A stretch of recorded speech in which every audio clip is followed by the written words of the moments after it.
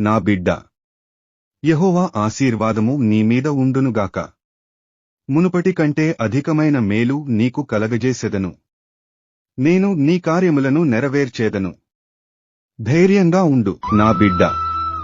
నీ హృదయంలో కలిగే బాధ నాకు తెలుసు. హృదయాలను పరిశీలించి తెలుసుకునే వాడను నేనే. నీ చింత యావత్తు తొలగించి నీకు సంతోషకరమైన జీవితాన్ని ఇస్తాను. నేను నీకు తోడైయున్నాను. నీకేమీయూ తక్కువ కాదు నా బిడ్డ.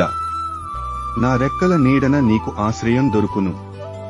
కోడి తన పిల్లలను ఏ రీతిగా కాచి కాపాడుతుందో ఆ రీతిగానే నేను నిన్ను కాపాడెదను.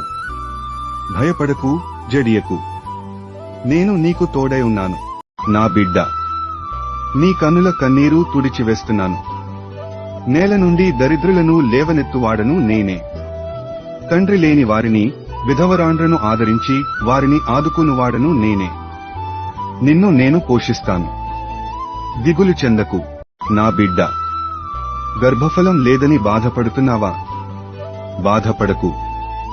గర్భఫలం నేనిచ్చు బహుమానమే. కుమారులు నేను అనుగ్రహించు స్వాస్థ్యమే. నీలోని శరీర బలహీనతలని తొలగించి నీవు గర్భఫలము పొందుకునేలాగా చేస్తాను.